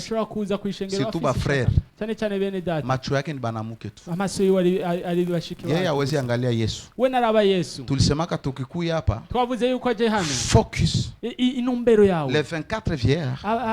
Abo batama 24. Du trône, le trône est au milieu. Barakikuje inganji. Je vous ai dit le tabernacle. Nababwiye ihema. Au milieu des enfants d'Israël, c'était au milieu. Yari hagati. De l'encampement. Yari hagati mu makoraniro yabo. Ndio tasikia hapa frère moi alidrage huyu. Hano kacusanga mwene data yateretse uyu. Aterekana n'uwundi. Kesho yake anadrage ule. Hija yeje agatereta uwundi. Quelqu'un était venu ici. Umuntu yari yaje hano. Akakimbia. Arirukanga. Sikwendaka kumwangalia. Sinigeze ngenda kumuraba. Pastor akiwa kuniangalia. Pastori ni yaje kundaba. Nisiko pastor. Jewe sindi pastori. Hallelujah. Anadrague ku protocole. Ateretaria kuri protocole. Anadrague hapa. Atereta ino. Quand tu viens ici, uje hano. Tu viens pour être transformé. Uje kugira ngo hinduke. C'est qu'il y a vaincre impudicité. Nukutaranesha ubusambanyi. Et mes filles et vous. Bakobwa banje. Quand quelqu'un vous parle, ayez le discernement. Tu mtu anaenda kukupiga maneno ya maavance lakini hauna habari. Yo gutera amajambo yo kugutereta atamakuru ufise. Comment? Kubera iki? Unasikia huyu mtu uko ananiambia hivi. Ukumva umuntu ariko akubwira uko. Lengo zake ni hizi. Inumbero ziwe ni hizi. Inaonekana kama yule hayaokoka. Byerekana yuko yo narakizwa. Kuna vitu ndani mwake hayampatia Mungu. Hari ibintu muri we atarahimana. Simple. Wewe tu unaona sasa fie wangu hapo kuya. Ukabona mushikawe. Wewe naye mpaka ku restaurant kibi mnekala. Wewe no kushika ku restaurant. Aina mbaya kumuzia sere yako secret hapa. Si bibi kumugurira mushikawe secret ifana hano. Kumuuzia tu secret unaanza mudrage. Kumugurira ifana gusuka tangura kumutereta. Mungu akubariki. Imani gwezagire. Lakini bakikuita kunywa secret usikata. Mtu ajuaki. Non. Le problème c'est quoi? C'est l'intention. Ikiwazo ni iki nicho ubufise mu mutima. Moi je connais des gens qui ont fait tomber des femmes à cause d'un petit mot. Kubera kajambo gusa. Shetani anamwandaa huyo mtu. Kubera shetani abayateguye. Anaweza sema kitu. Ashobora kuvuga ikintu. Akili zinakuruka. Ubwenge bukacha busimba. Uko bibi ya watu mtu mwana kwambia neno moya bwana wako yakwambiaka kichwa kinakuvuruga. Pourquoi c'est un envoûtement, ça entre dans ton cœur na unaanza mfuata sa cheval. Woro umugore w'umuntu ariko umuntu akakubwira ijambo rikubera. Elle finit ses affaires te laisse. Ukagenda. Mkwe mnaomba mwa mujue hii dunia tu kwamo. Mube musenga mwe ni muzi isi turimo. Merci. Offrez vos membres. Mushikane ibihimba byanyu. Comme les instruments. N'ibikoresho by'ukugororoka. Pas comme les instruments du péché. N'ibikoresho by'icyaha. Hallelujah. Sie kwanza hapa Mungu atufungue na vitu viwili. Hano kwanza imani tukugure n'ibintu bibiri kuvuga no kumviriza. Amen. Batu banasema huyu anasema huyu misipenda. Uno yavuze unaravuga nje singunduja. Kurazi hariyo mazambi bakia nayo. Ibindi byaha gumana nabyo. Hapana kupakala mtu mwingine. Hapana kubihereza uwundi. Unayaka mimi simpendaki bien fait. Urazi yuko je singunda bien fait. Jua mimi nasemele mbegu Mungu. Kubera ikishize iyo mbuto muri wewe. Tu révèles même ton caractère que tu es un méchant. Le fait de dire que tu n'aimes pas tel, c'est vrai, on a exposé.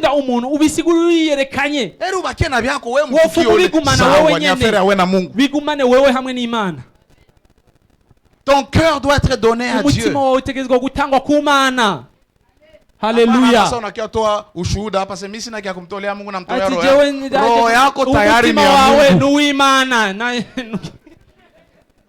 Kama ni sadaka leta sadaka, hapana kusema roho yako. Ishikanwa mwene data ushikanishikano. Sasa zile nia ziko ndani ya roho yako, lazima uzilipe Mungu. Mutima wao utegezwa kubitanga kumana. Parce que c'est du cœur que viennent les mauvaises pensées, les impuretés. Donne ton cœur à Dieu. Comment, lorsque tu as donné ton cœur à Dieu, ton cœur est rempli de méditation. Tu chantes des psaumes spirituels dans ton cœur. Tu t'édifies dans le cœur. Tu n'as pas besoin d'ouvrir la bouche. Quand tu es dedans, tu es dit. Béni soit l'Éternel. Alléluia. Qui nous a bénis de toutes sortes de bénédictions. Ton cœur est dans la méditation de la parole. Tu ne fais que répéter la parole. Tu auras le temps de penser à une sœur. Tes yeux là. Passez pas offert à Dieu. When il est ma Instagram ya batu biko unaona kuko batu bashaka changanyikio mu Instagram z'abantu bamaze gucanganikirwa. Njuko unataka angalia. Et puis toi ugenda kuraba. Benye bana unafataka sana ni banamuke tu. We rero abantu ukurikirana gusa n'abakobwa gusa. Tena banamuke benye unafataka ni bale ba Lady Gaga, ba Lady We aburaba ni ba Lady Gaga n'abandi. Ni ba Lady tu. Na ba Lady gusa. Angalia mafoto yabo. Raba mafoto yabo. Ni watu ya ajabu. Ni bintu bitego. Nubuye bugenzi. Nikupe secret. Reka ndaguibanga. Facebook. Kama haujue mtu personnellement. Utazi umuntu. Hakuna amitié. Na bugenzi. Biroroshe. Qu'est-ce que tu regardes? Qu'est-ce que tu fais avec tes mains? Jeunes gens, quand vous êtes seul, qu'est-ce que vous faites? Avec vos mains, vos parties intimes. Qu'est-ce que vous faites? Dieu veut ces choses. Dieu veut chaque membre de notre corps lui offrir. Ainsi nous serons un sacrifice vivant. Laissez-moi terminer. Ce qui nous empêche d'être un sacrifice vivant pour le Seigneur. Première chose, la conformité au siècle présent. Parce que quand vous lisez Romains chapitre 12 verset 1, le verset 2 parle de ce qui empêche aux gens d'être un sacrifice vivant. Ne vous conformez pas au siècle présent, mais soyez transformés par le renouvellement de l'intelligence, afin que vous discerniez quelle est la volonté de Dieu. Jésus a dit, je suis venu au Père pour faire ta volonté. Ce qui est bon, agréable et parfait. C'est ça un culte raisonnable. Un culte raisonnable. Une adoration, une offrande raisonnable que Dieu accepte, que Dieu agrée. Le siècle présent, on veut être comme le monde. On veut chanter comme le monde. C'est pourquoi je vous ai dit les chants ici à l'église.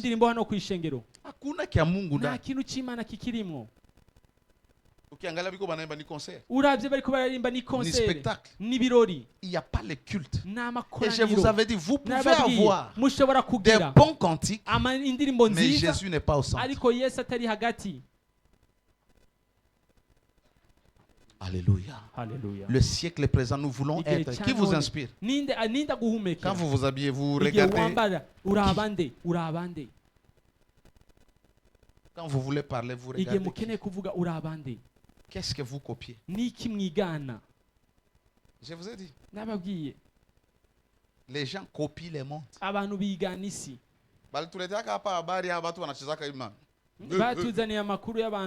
Les jeunes gens qui aiment rapper là. On va les gagner à Christ. On gagne à Christ par la parole. Pas par les danses.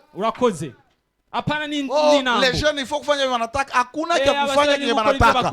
Banakuya vitu vinafanyika à la manière de Dieu. C'est pourquoi vous voyez, quand il y a les concerts là, on nous invite. Venez dans les concerts. Ça munafika pale. Tu vas les batu bata défiler hapa. Bakupiga funk, bakujia rap. Bakuimba ima danse hivi. Dieu est dans quoi dans ça? Quand vous dansez ça, quelle révérence! Parce que je veux dire, le culte, c'est la révérence derrière les actions que nous faisons. Ce n'est pas chanter. L'attitude de notre cœur, l'honneur et l'hommage que nous donnons à Dieu quand nous chantons, c'est ce qui fait que notre chant soit un culte. Pourquoi? C'est dans le monde. On a vu ça. Pasteur alipenda.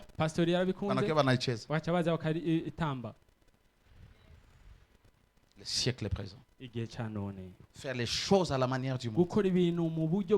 Faire les choses comme le monde. Batu wanapendaka hivi. Kukanisa hakuna kia batu wanapendaka. Hakuna kia wanapendaka mkanisa. Wona kuya sikia benye Mungu anapenda ili ukabitende. Hallelujah. Hariyo umuntu ariko aravuga ati je n'umunsi naje kubera Imana yakunze yuko uza kugira ngo igukize. Les siècles présents. Ibihe bya none. Tu ne peux pas être un sacrifice agréable à Dieu si tu aimes les choses du monde, t'habiller comme les gens du monde, t'es coiffé comme les gens du monde, t'es maquillé comme les gens du monde. Oui, akili yako tu ni mdunia. Oui, ibyumviro byawe ni mwisi. Bataona nini? Bazobona iki? Nilikuwa naambia mama Abel. Niko ndabwira mama Abel. Kama unataka Mungu akubariki, ukeneye yuko Imana iguhezagira na ubakie na zile vita zako nazo leo, hata kama Mungu anakuinua acha, naho ugumana inambara urufise na Imana yagutuza uko nayo leo, inyifata ufise no munsi Mungu atakuinuaka, Imana igushize hejuru, ukwe na hii attitude, ugumana iyo nyifata juu anakuinua aone kama utakuwa hivi. Sasa si Mungu akituinua na sisi tunapancheka, natwe rero Imana idushize hejuru, natwe imitwe tushatwibagira tugatangwa gusara. Nambia kama uko unatembeza vewe, ndamubwira ati nyimbo uratembereza vewe, unaona hakuna mwenye unakuwa na jali, uko na kavewe kako, urano na numubo witaye ufise vewe ya Mungu anakupa Range Rover, Imana iguhaye Range Rover. Mungu mwakili yake anapenda ujikomporte gisi ulikuwa unajikomporte sasa uko na vewe, lakini wewe Imana ichayifuza yuko witwa Range Rover ufise vewe yawe, ariko wowe utwaye Range Rover rero roho yako inabadilika, umutima wacu uhinduka. Ndio maana sema mwanaambia Mungu kama kuna baraka zingine zinaweza zikanivuruga mimi, heri rimwe na rimwe Imana tayari imigisha yo have ingora, rero rimwe na rimwe Imana irindire. N'aimez pas le monde, 1 Jean 2 15 à 16. N'aimez point le monde, ni le monde ça les siècles présents, ni les choses qui sont dans le monde. Si quelqu'un aime le monde, l'amour du Père n'est point en lui. Car tout ce qui est dans le monde, la convoitise de la chair, la convoitise des yeux, l'orgueil de la vie, on veut toujours avoir. Je disais 1 Jean 2 15 à 16. La convoitise de la chair, c'est ça ce qui nous lie au péché tous les jours. La convoitise des yeux, tu vois une soeur, tu convoites. Tu vois un homme, tu convoites. Tu vois tel véhicule, tu convoites. Tu vois telle maison, tu convoites. C'est ça la convoitise des yeux. Et l'orgueil de la vie, l'orgueil d'être supérieur plus que les autres. Mie Mungu ananibariki. Mie mwikanisa minjo na yuwa. Mwikanisa minjo niko na franga. Batu yote biko bure. Ça c'est l'orgueil de la vie. Allô? Allô? Minjo naombaka sana. Hakuna mwana naomba sana. Na mwana senga cyane. Kuko benye banaomba kukushinda. Haya basenga kukurusha. Kuko benye banaomba kushinda bale banakushinda. Haya basenga kurusha bajya bakurusha. Shukuru na hali yako, mtukuze Mungu na hali yako. Ushime n'uburyo bwawe, ushime Imana mu buryo bwawe. Usizanie kama uko juu ya mtu mwingine. Ni wibaze yuko uri hejuru. Et il y a des gens qui ne voudront jamais que les autres soient élevés au-dessus. Mungu atanuaka tu bifuza abantu nibabe hejuru yabo. Hapa kwenye niko kuko watu bananishinda. Ahandi hari abantu bandika. Na bale bananishinda ko mwenyewe banabashinda. Kandi abandi utabafisa babaruta. Bill Gates yuko na benye banamshinda. Bill Gates afisa bamuruta. Ndio kisi Mungu alifanyaka. Niko Imana yabigize. Kuna mtu tu anashinda mwingine. Hari umuntu misi yose aruta uwundi. Sasa sitaki ukwe juu ya watu tu. Rero nukeneye kuba hejuru y'abantu gusa. L'orgueil de la vie. Byitwa ubwibone bw'ubugingo. C'est moi qui dois être au top. Ni jewe nkeneye kuba hejuru. C'est moi qui dois être au-dessus. Ni jewe nkwiriye kuba hejuru. Je dois commander. Je negezwa gutegeka. Non, tu commandes, on doit te commander aussi. Utegeka bategezwa kugutegeka. Ndio anapendaka sana mnakuya hapa mwe wote na wa commande. Igihe muje hano ndabategeka mwese.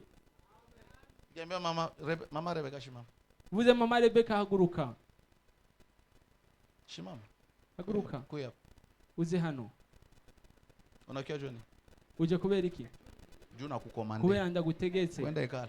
Weje kuichara. Simple. Civil.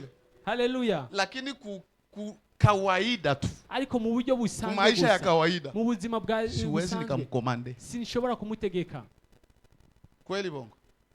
Ni yeye anaweza kanikomande. Niwe yoga kwiriye kunegeka. Papa siwezi kumkomande. Papa sinoshobora kumutegeka. Ni yeye anaweza nikomande. Niwe yogashoboye kunegeka. Mu buzima busanzwe. Lakini ariko kwake anakalaka kule. Iwe abahariya. Lakini amuta papa uko wapi? Ndamuhamagaye papa uri he? Niko kunyumba. Ndi muhira. Tunaenda kutana mwiner. Tubonane mu isaha. Papa je m'apprête je viens. Papa nditeguye ndaje. sio tu adabu, si kubera indero gusa, kuna kwa command, haba hari ugutegekwa, kuna kwele autorite, haba hari bujya bubasha. Kila mtu ana yule mtu ana command. Umuntu wese afise umuntu amutegeka. Sasa nawe bakikomande kubali. Nawe rero bagutegetse na muri royaume, na kandi muri ubu bwami bitu binatembeaka ki contraire na dunia. Ibintu bigendana igihushane n'isi. Mu dunia lazima uwe mtu wa kuvimba. Mwisi ukwiriye kuba umuntu avimba. Lakini hapa lazima uwe mtu. Ariko muri ubu bwami utegezwa kuba umuntu. Ukubwa wako ni wakati unajishusha. Ukuru bwawe ni gihumanutse. Utajiri wako ni wakati uko natoa. Ubutunzi bwawe ni gihe uri kuratanga. Lakini mu dunia utajiri lazima uamase uweke. Ni gihe wakira ukabika ukaziganya. Muri royaume, muri ubu bwami, pour que uzae matunda, kugira ngo ugire ivyamwa, lazima ufe. Utegezwa gupfa. Deuxième ennemi, uwundi mwansi qui nous empêche atubuza d'être des victimes des sacrifices vivants, kuba ibimazi bizima, c'est la chair.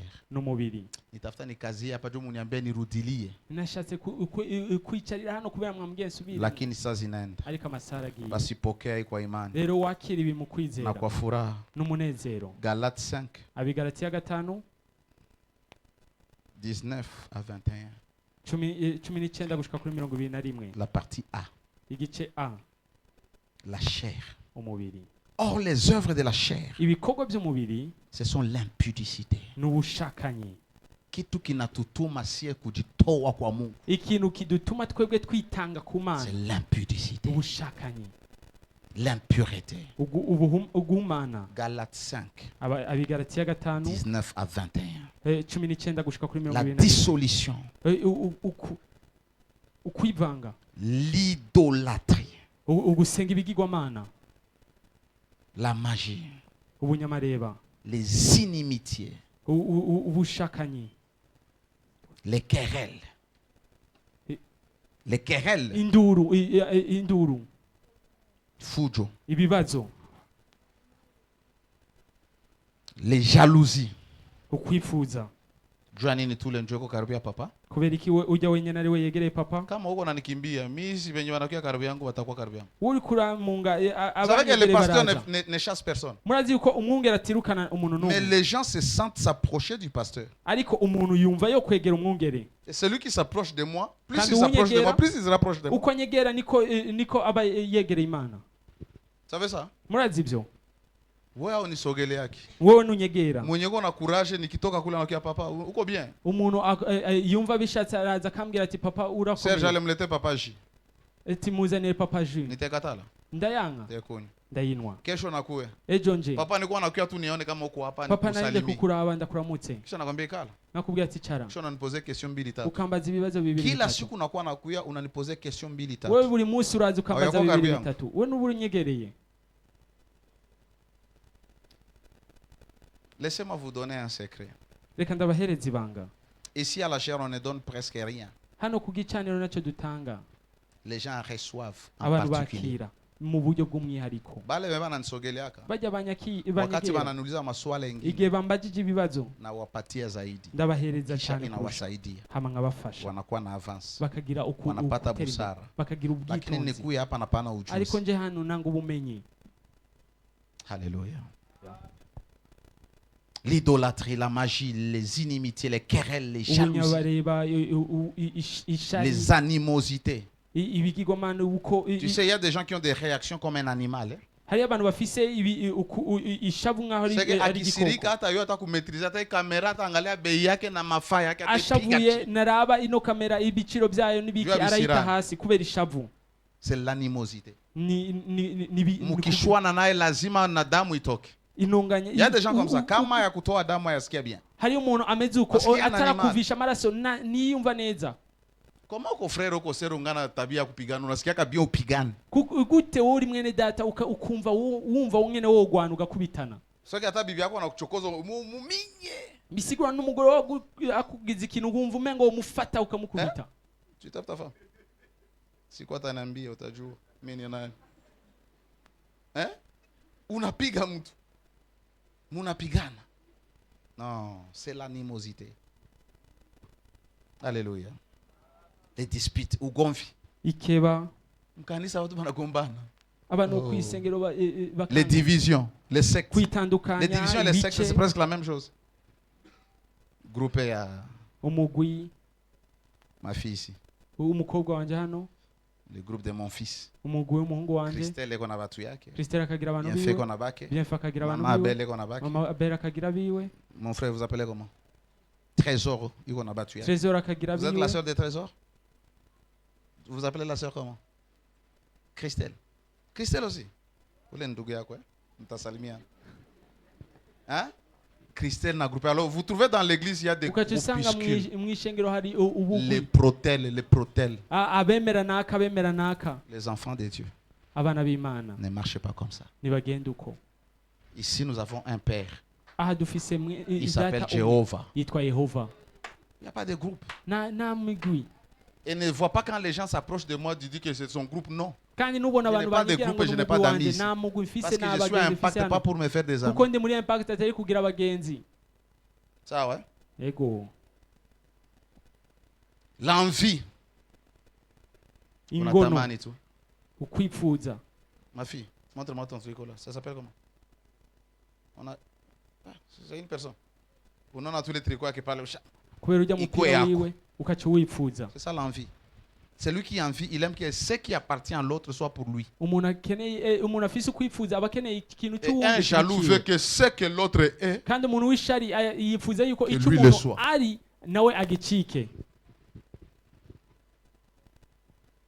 L'ivrognerie. Bamolangiste bangali hapa kweli. Imboregwa mbega ziracari hano kweli. Kungali bamolangiste hapa. Kwa watu wanakunywa pombe. Haracari abantu baboregwa. Banywa yote ya pombe mtie mkono juu. Baboregwa vino. Nibaombe misericordia. Ndabasengera imbabazi. Mimi nakunywa tu mvinyo kidogo ndio Paulo alisema wewe sasa alimwambia Timotheo wewe Timotheo none wewe na uli Timotheo. Non, il faut boire. La Bible dit ne vous enivrez pas de vin. Biblia ivuga ati nimuboregwe vino. Est-ce que Paul parlait du vin ou parlait des effets que le vin a mais par rapport au Saint-Esprit? Il parlait du contrôle. La manière dont le vin contrôle une personne, alors vous, que le Saint-Esprit vous contrôle ainsi.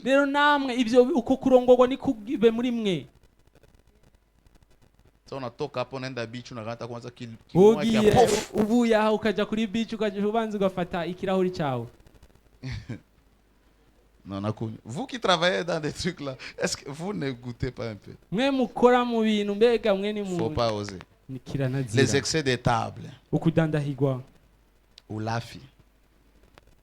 On a kula ovyo. Unachanga vyakula. Ukavanga ivyo kurya. Unaona hii unakula. Ubonye ibi urajya unabijya ukarya. Après un temps tu vas indisposer tout le monde. Hama mu mwanya ukacukoroga abantu bose. Les excès des tables. Ukudandahirwa. Mange avec modération. Ufungure neza. Kuko watu wanakula kama wanakimbia ondire banahama. Ngo barahunze. Il y a des gens, il faut même pas les appeler chez vous. Abantu kirazira no kubahamagara. Donc hata kwa tana charisme ya kukula. Nagira kwifata mu gufungura. Alléluia. Wewe banakuita kwa mafifi. Wewe waguhamagaye kwa mama fifi. Hauna charisme. Na kwifata ugira. Au kwa mama Ivete vya anapenda kupokea bageni. Mama Ivete kubera akunda bashitsi. Ndio unaonyesha tabia yako. Ukachugenda ukerekana rero kungena umeze.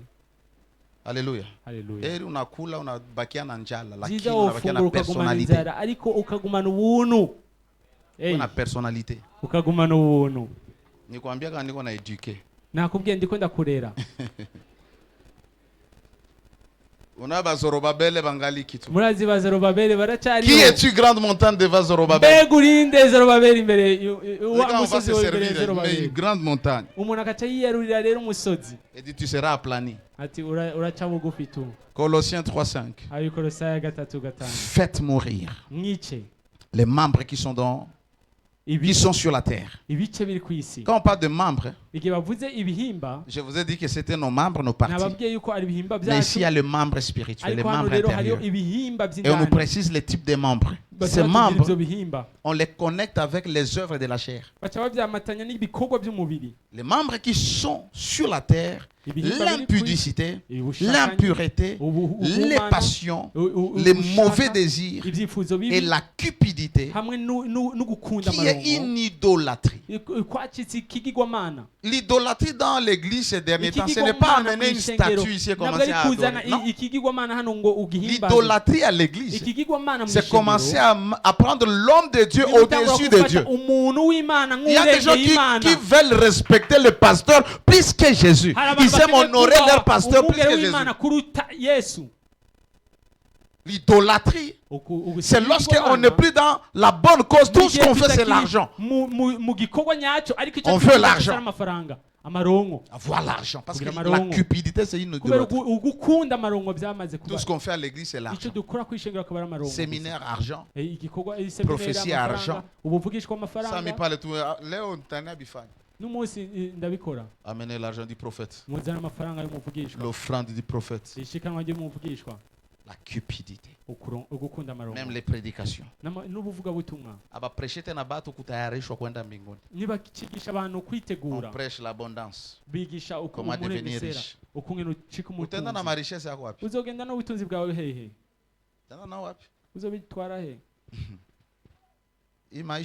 ubuzima hii wiki inaisha hii indwi heze gusa nawaza kila mtu ndibaza yuko umuntu wese alifunzwa na Mungu yarigishijwe sitasema mingi vuga byinshi alifunzwa na Mungu yarigishijwe n'Imana mtu ambaye ni kijana umuntu akiri muto mtu ambaye ni mrembo umuntu asa neza mtu ambaye ana hela umuntu afisa amafaranga mtu ambaye anamcha Mungu umuntu akorera Imana anakufa kigafla achafa bitunuye lazima ufunzwe bisaba wigishwe ndio maana tayarisha nafsi yako kwenda mbinguni niyo mpamvu utegure umushawa wawe tant que tu es sur la terre fais tout ce qu'il y a sur la terre mais en le faisant fais-le pour le Seigneur pour la gloire de Dieu ubikore kubwicubahiro cy'umwami siku utakufa nyumba yako watu watanze pigania huko nyuma yako upigana uzopfa abantu bazogwana kubw'inzu yawe wewe sasa uko na upanda unatumana vitu Dubai makaro Dubai wapi maserire za telecommand nakwambia siku wewe utatoweka ndakubwiye wewe umunsi uzorenga batapigana benye bakwangaikia bazogwana batavunja milango watauzisha zile maseri bazobimenagura bagende kubigurisha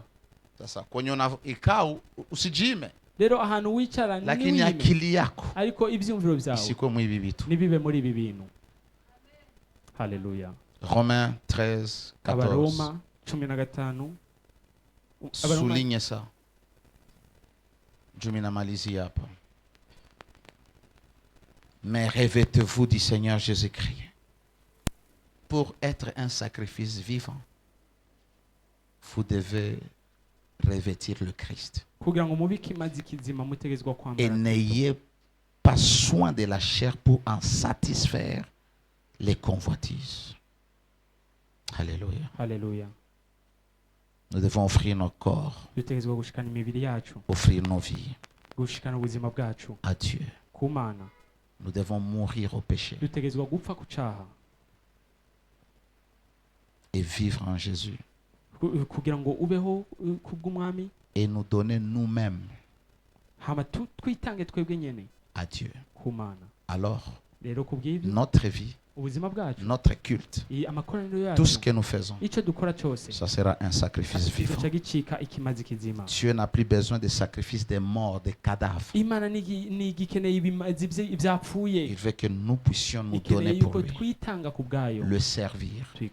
Servir Dieu, ce n'est pas laver à l'église, ce n'est pas prêcher à l'église, ce n'est pas faire le protocole. Oui, c'est une partie. Tu peux être chrétien et tu ne fais rien absolument à l'église. Mais là où tu vis, là où tu travailles, là où tu étudies, laisse que les gens voient Dieu, qu'ils voient Christ, que tu sois un sacrifice. Le Seigneur te bénisse. Dis à Dieu, j'aimerais m'offrir à toi. Mais laisse que le Saint-Esprit le fasse.